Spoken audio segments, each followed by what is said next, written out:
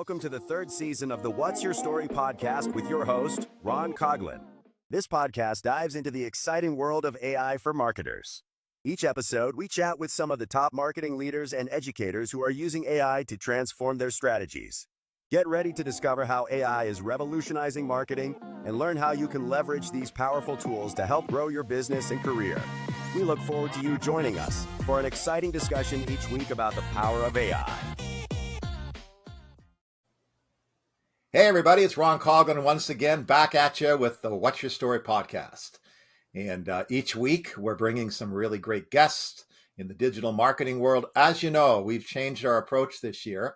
First two seasons, we talked about the new normal and what's next. And now we've really shifted into a marketing area, which is my expertise and a lot of our guest expertise, and focused on some new tools which we're using every day that we may not know we're using every day, and tools that marketers are using with generative AI and machine learning and everything else like that. So this is the What's Your Story podcast. I'm Ron Coughlin. I invite you all to like this channel on Spotify, iTunes, or on Google Podcast. I invite you all to subscribe. Hit that subscribe button so we can get us up to 500 listeners on an ongoing basis. Okay, now today we have a really great guest. His name is Ash Andrews, and Ash and I met at George Brown College. We're both new full-time professors, but we all both have a marketing career, and Ash has a very extensive digital marketing career, so he is a great guest to have on today, and he's been doing some exciting things in his class as well that he can talk about with us today on our program. So welcome, Ash. How are you? I'm good, Ron. Thank you very much. I appreciate you bringing me on, and thanks for the invitation. No problem, man. Listen, why don't you give everybody a little bit of a flavor about your fascinating career in digital marketing and how you got to where you are today? Yeah, sure. I've been, my career spans 20 years. And, after I finished my undergraduate degree here in Toronto, I moved to the US, got a master's degree there from the University of Pennsylvania. Penn State, or Penn State, University of Pennsylvania. University of Pennsylvania, not Penn State, not to be confused. Too bad, eh? And then moved to the UK. I moved to England for over 10 years. And actually, I got most of my marketing training there in the UK. I worked for a variety of companies in the energy sector. I worked in pharmaceuticals, consulting, motorsport sponsorship for a while. And yeah, it's 6 years ago, I moved back to Canada. I worked in industry again as a senior marketing leader. And just a year ago, I transitioned to academia. I've taught at a variety of colleges and universities. And consulting, I've got my own consulting firm, and I consult clients on their digital marketing efforts. So that's a whistle-stop tour of my 20-year career. Yeah, I've worked as a senior marketing leader, as an educator now, and as a consultant.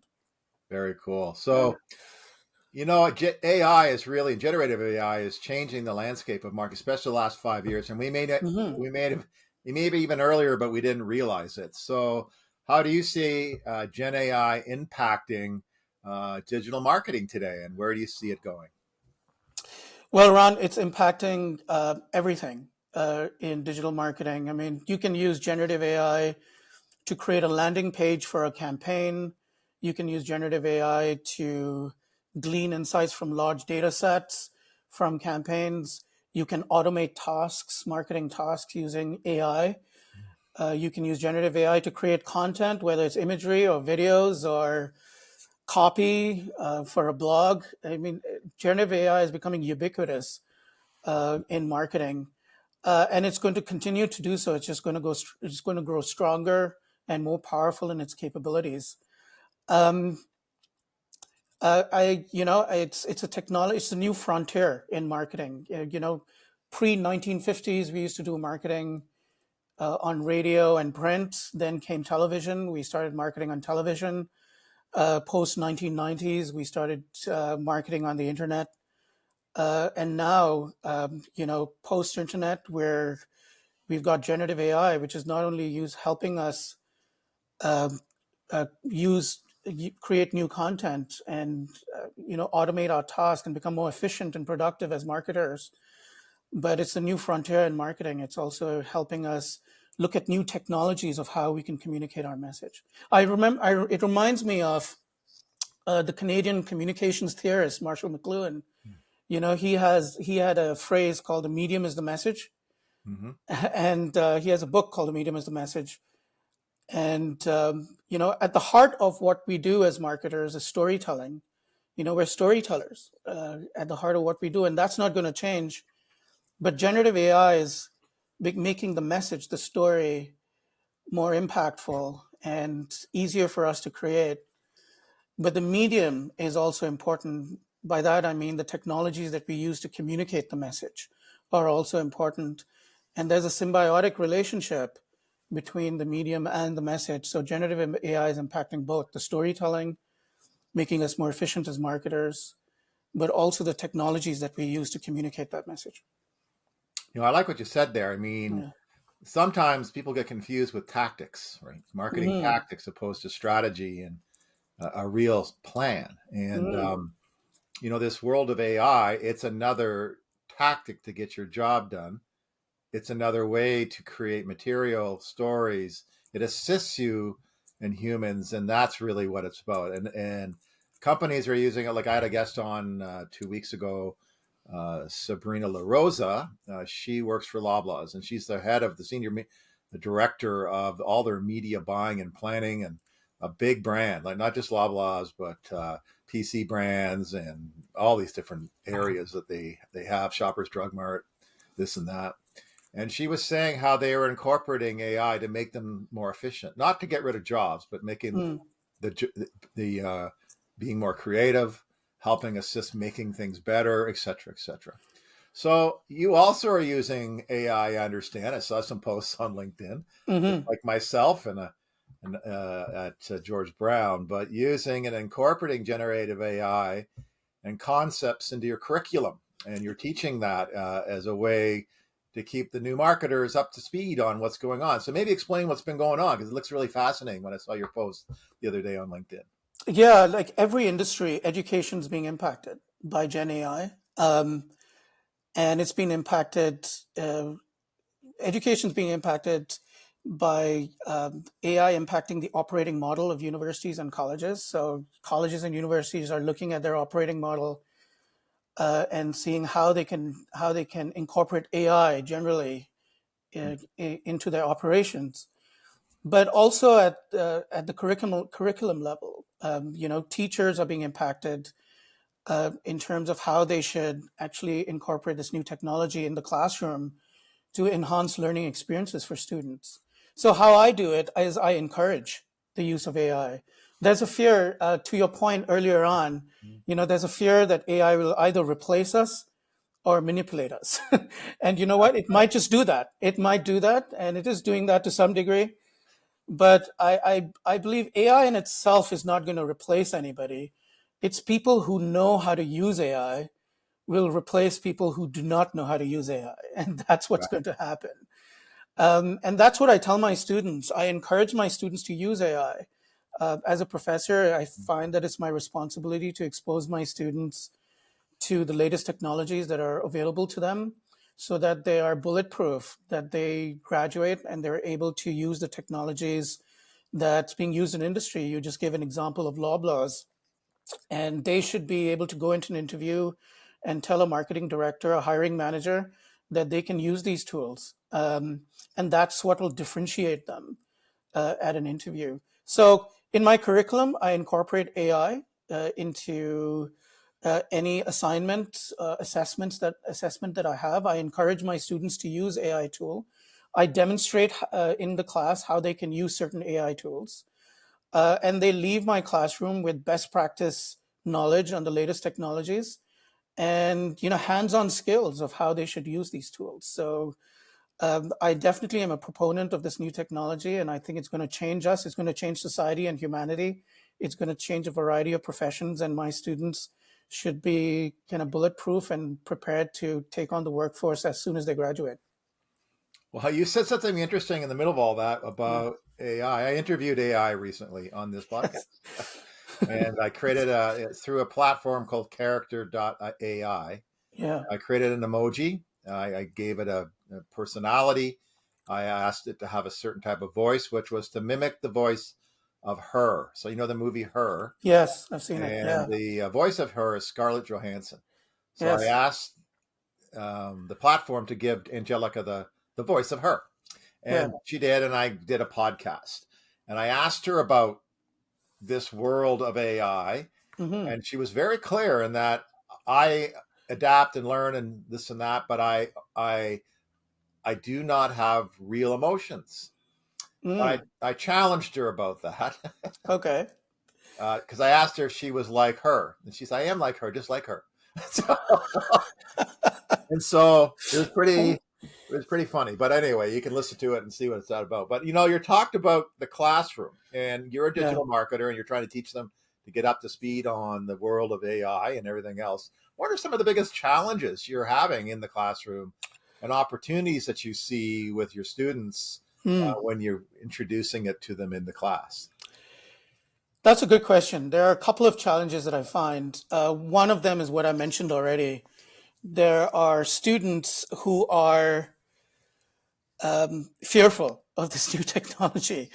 Nobody likes change. People don't like change. No. But if you're a full-time student or a student trying to upskill, taking evening classes or whatever, you are engaging in a process of changing yourself, right? Yeah. So you should embrace this new technology. So that's one challenge I face is people are afraid of this new technology, and they don't want to know because they think, oh my gosh, if I know about this new technology, I'll just know enough to just be more afraid of it, and it's going to replace me. It's not going to replace you. People who know how to use this technology are going to replace you. So it kind of behooves you to learn this new technology. So that's one challenge is fear.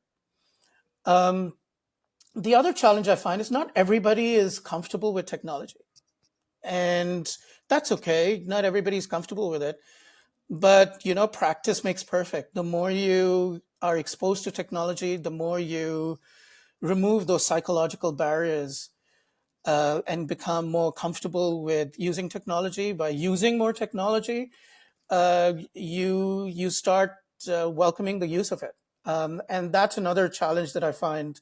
Some students just are not very good with navigating through software and technology, and I kind of encourage them to do that, and I expose them to do that during my classes. My assessments require them to do that, and through that continuous practice during the course or during the year, they become more comfortable with the use of technology. And I think those are the two key main challenges. I tell my students to be a really good digital marketer.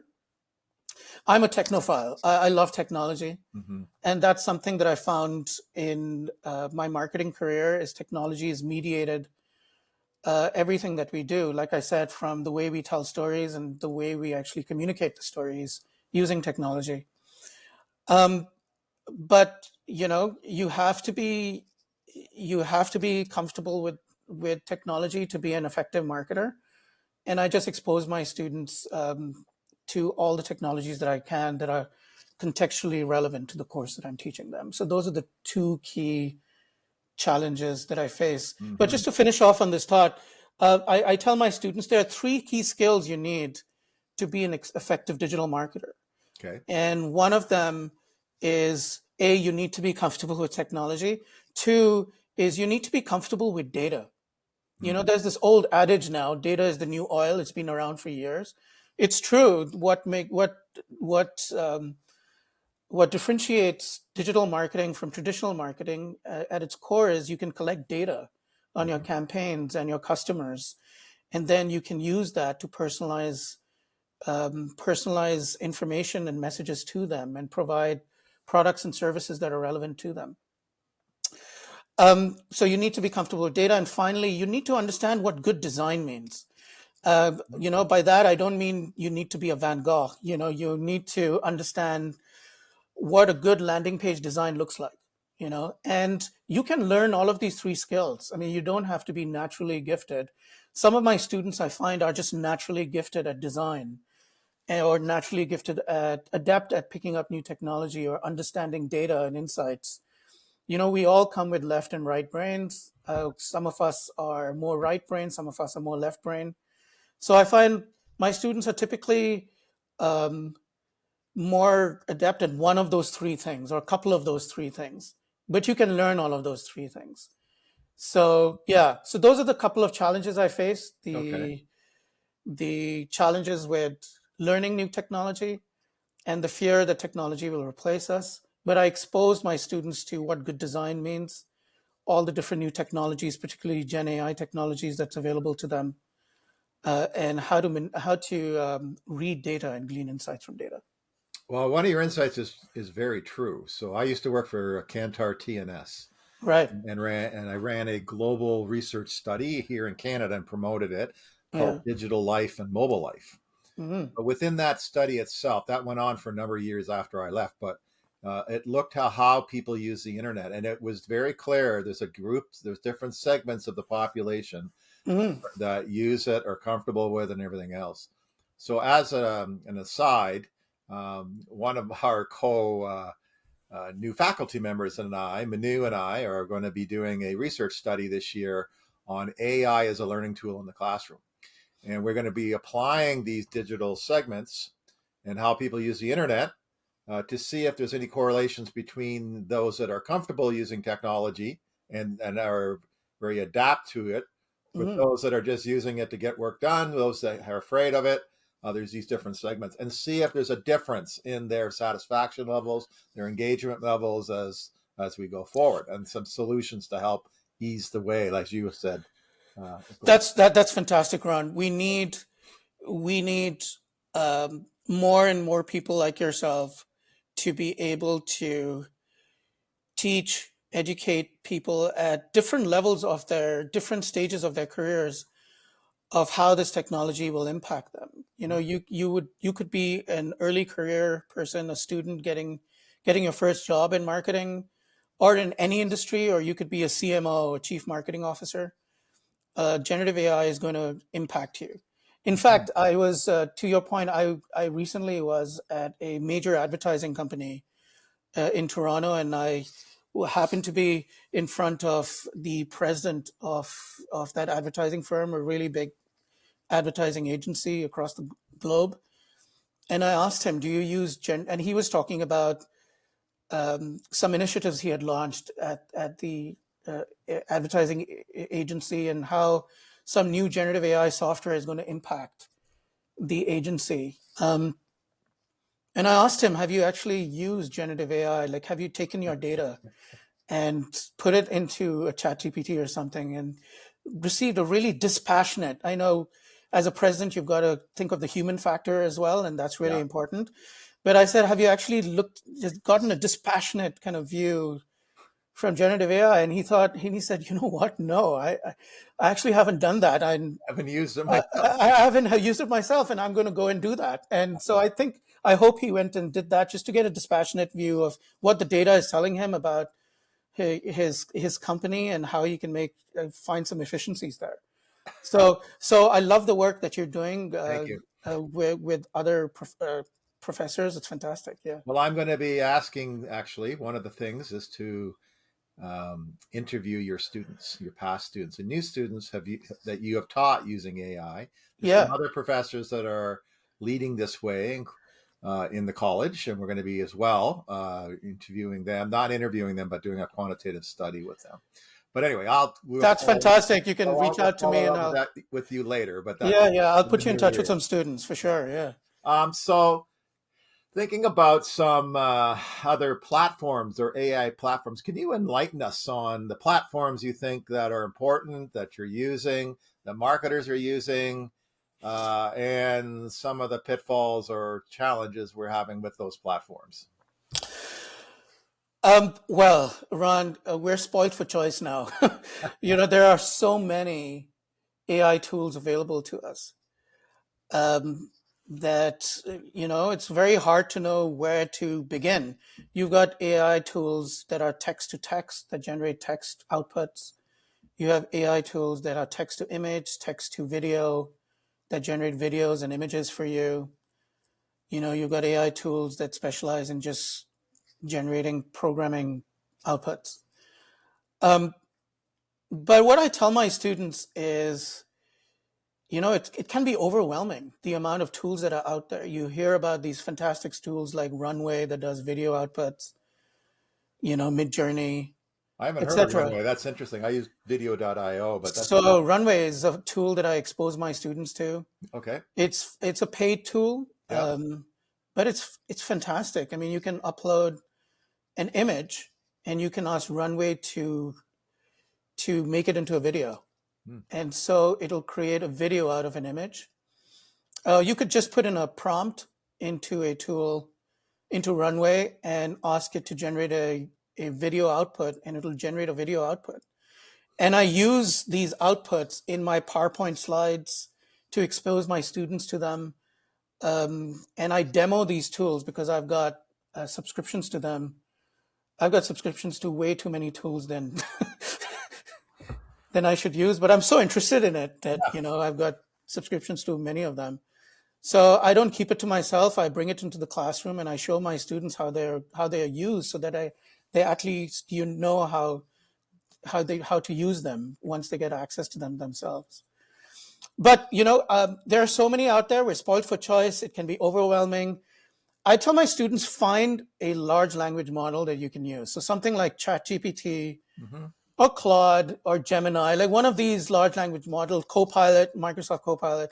Just find one of them, because a large language model can do almost everything that these specialist tools can do. So a large language model can produce a text output, it can produce a video output, it can produce code output, and many other types of output. It can produce data visualizations for you. I mean, it's fantastic.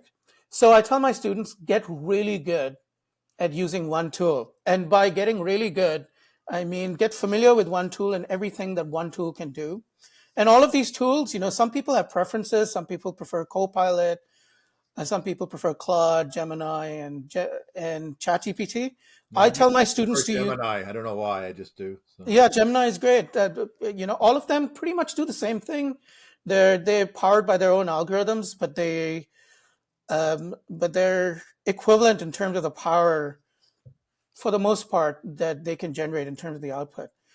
But what students really need to understand and get good at is prompt design, and how to use effective prompts in the context of that one large language model to produce the output that they are looking for. And that's what they should do. I mean, there's so many specialist tools out there. Just get familiar with one large language model that you are comfortable with. I prefer ChatGPT because it's so ubiquitous. Everybody's familiar with ChatGPT. So at least there's a recognition of this tool, and it's kind of seeped into our kind of societal conscience that it's out there, and marketers can use this tool. Students can use this tool for most purposes, for most outputs that they want, and understand what a good prompt means, what good prompt design means in context of ChatGPT, and then use it that way. And that's what I tell my students to do. That's a great point. I have to remember that for my own class, prompt design. I think you're absolutely right. What you input is really, you're going to get garbage in, garbage out, right? Correct. So I think that's a really great point. I'm going to write that one down. So No, prompt design is everything. I mean, there are, there'll be I don't know what the longevity of these type of jobs are, but there'll be future jobs. There'll be prompt engineer jobs, and student need to become really good at prompt design, because the more they use these tools to become productive at their work and become more efficient and get better results for their campaigns, it all starts with the right prompt that you put in to get the output that you're looking for. So that's absolutely critically important. So I have a son. His name's Mark. I have two sons, but he works in the digital marketing field.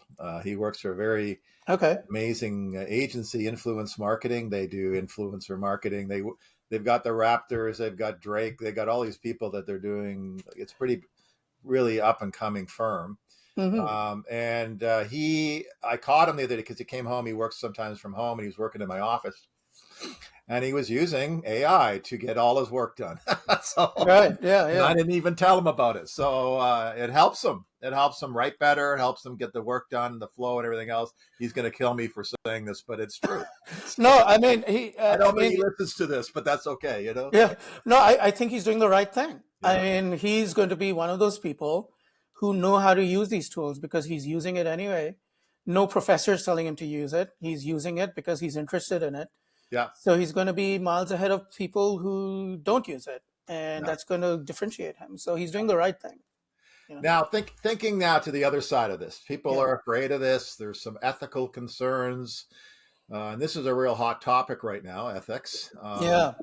And so, how do you address these ethical concerns, the implications with marketing students? Like the reality is, even the other day, Yeah. I was talking to my associate dean and the manager of our operations, and I showed her the podcast with Angelica in AI, and she got freaked out a little bit because. And she's I'm just afraid of this. Like, what's going to happen? What's worse is going. So, what kind of ethical concerns have you noticed or have heard out there with regards to this?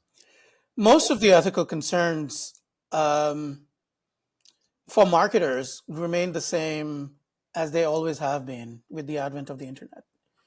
So concerns like data privacy, that's going to continue, whether you're using Gen AI or not. You know, if you're sending marketing automation emails out, you have to make sure that you get permission to use people's emails to email them.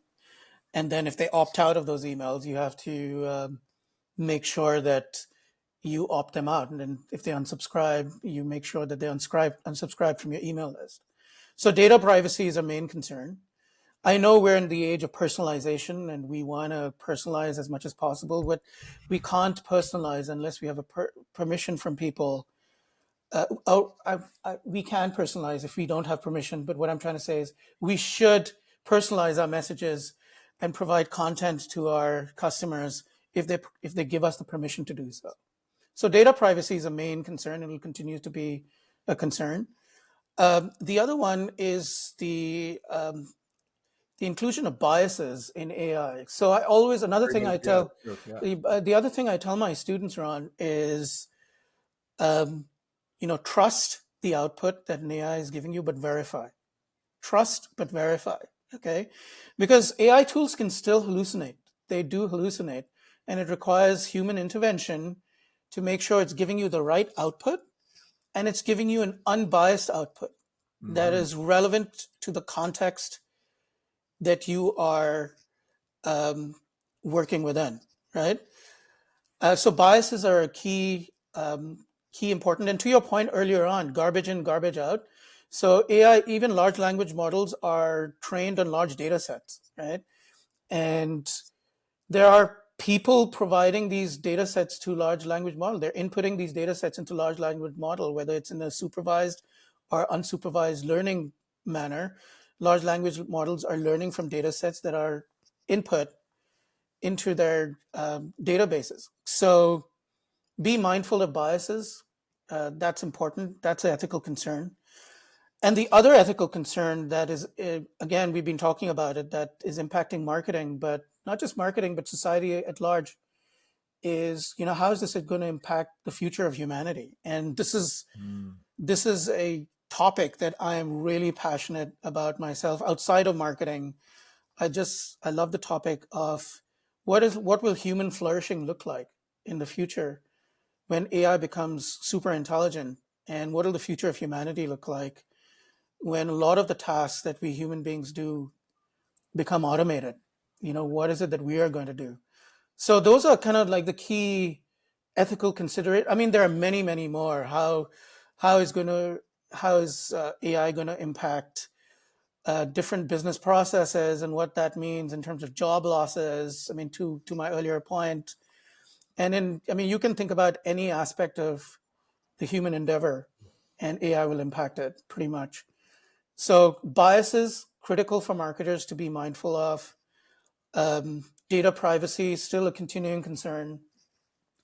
And also, how is AI going to impact future workforce in marketing? That's important.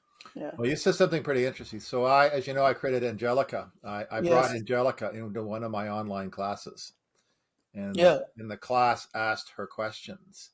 Then I asked Angelica to join the podcast, not the podcast, the class on MS Teams. Hmm. Gave her the URL, all that stuff. She goes, "I'd be happy to join your class, no problem." Okay. Wow. Yeah. So 5 minutes goes by. I go, are you in our class, Angelica? And no, no, I can't see you in here. And on the separate screen that I have, Angelica says, yes, I'm in your class. Can you Hmm. not see me?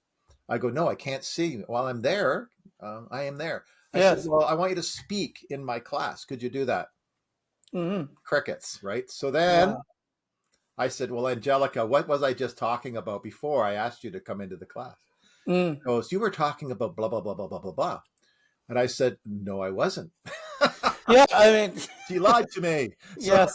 Angelica, you lied. She goes, I'm very sorry. I didn't mean to lie to you. And then I said, Yeah. what I was talking about was this and that. And she goes, oh, okay. And then she, blah, blah, blah. Yeah, it's interesting. Yeah. We still, human beings are still required to intervene with the outputs that our chatbots are giving us. Our Yeah. AI chatbots are giving us. So that's definitely, trust but verify. I come back to my earlier point, and Yeah. this is a perfect example of that. I actually introduced my mom to ChatGPT's voice assistant, Oh, so I downloaded on her phone. I got her an iPhone. Finally, I converted her into an Apple person, and good. Yeah.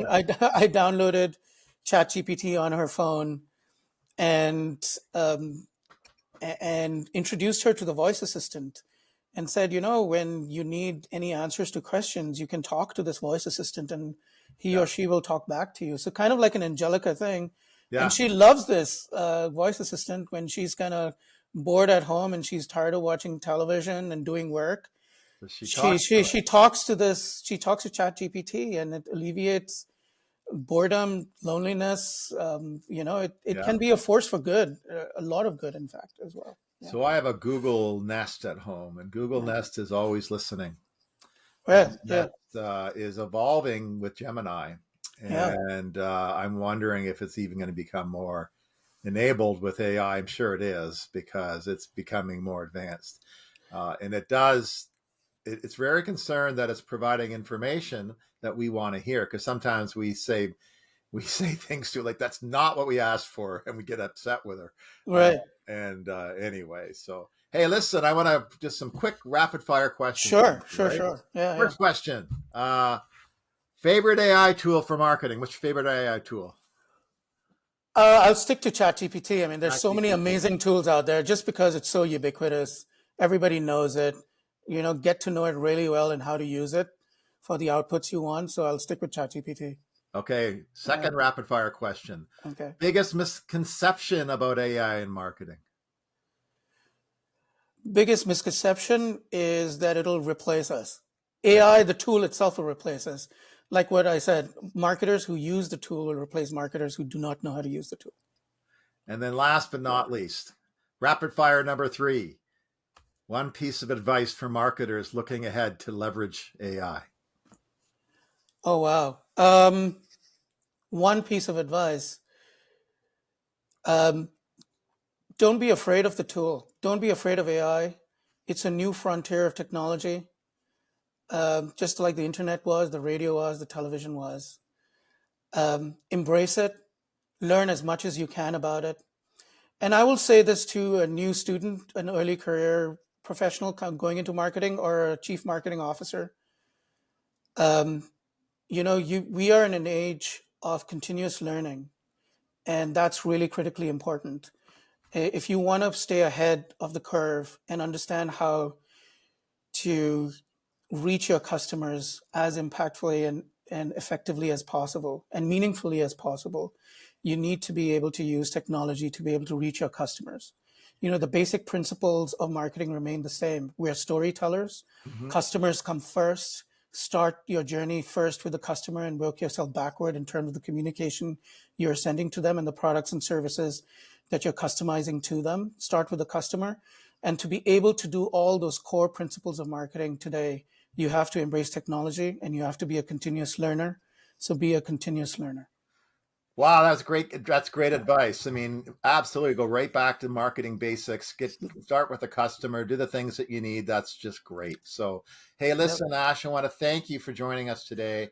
It's been a great discussion. I hope that you can share this podcast with all your audience out there, I and will do. I will even tell do. your students about it. They can listen in, and so everybody, this is the What's Your Story podcast. Today's guest was Ash Andrews. I want to thank you for joining us today. Don't forget to subscribe. We need some subscribers, trying to get up to 500 up there, and we'll be chatting with you soon. So thanks again, Ash. Have a great day. Thank you, Ron. Bye.